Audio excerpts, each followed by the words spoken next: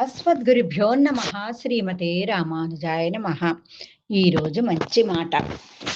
కోపం అనేది ఆత్మను దహించే అగ్ని లాంటిది.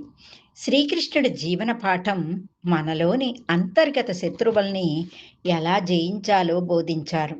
మానవ భావోద్వేగాలలో అత్యంత శక్తివంతమైనది, ప్రమాదకరమైనది కోపం. కోపం అనేది ఒక ఆయుధం కాదు, అది ఒక ఆత్మహత్య సదృశమైన చర్య. మనం ఎవరి మీదైనా కోప్పడితే అది వారికి నష్టం కలిగిస్తుందనే భ్రమిస్తాం. కానీ నిజానికి ఎదుటివాడు చావాలని కోరుకుంటూ మనం విషం తాగటం ఎంతటి మూర్ఖత్వమో, కోపం కూడా అంతే. ఆ విషం మొదట మన రక్తాన్ని, మన శాంతిని, మన ఆరోగ్యాన్ని విషతుల్యం చేస్తుంది. ముందుగా మనల్ని కాల్చేస్తుంది. అగ్ని దేనినైనా కాల్చాలంటే అది మొదట ఎక్కడ పుట్టిందో ఆ కర్రనో లేదా వస్తువునో దహిస్తుంది. అలాగే కోపం కూడా మానసికంగా మనలోని ఆలోచన శక్తిని హరిస్తుంది, విచక్షణ కోల్పోయేలాగా చేస్తుంది. శారీరకంగా బీపీని పెంచుతుంది, మనస్సును అశాంతికి గురి చేస్తుంది. సామాజికంగా బంధాల్ని చిన్నాభిన్నం చేస్తుంది. మన ప్రశాంతత కోసమే క్షమించాలి.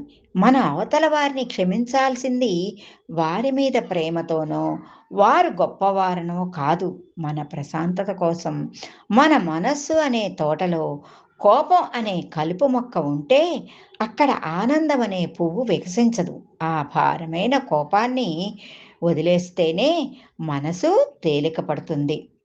కోపం వచ్చినప్పుడు మౌనంగా ఉండటం లేదా ఆ పరిస్థితి నుండి తప్పుకోవటం ద్వారా మనల్ని మనం రక్షించుకోవచ్చు.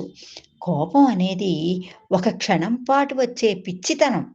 ఆ క్షణంలో మనం తీసుకునే నిర్ణయాలు జీవితకాలం బాధను మిగిల్చవచ్చు. అందుకే ఎదుటివారి తప్పులను క్షమించి మనం శిక్షించుకోకుండా ప్రశాంతతను ఆయుధంగా మార్చుకోవటమే నిజమైన ఆధ్యాత్మికత.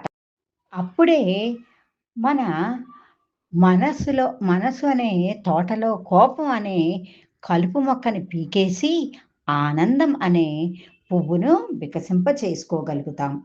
జై గోవింద. సర్వే జనా సుఖినో భవంతు, లోకా సమస్త సుఖినో భవంతు.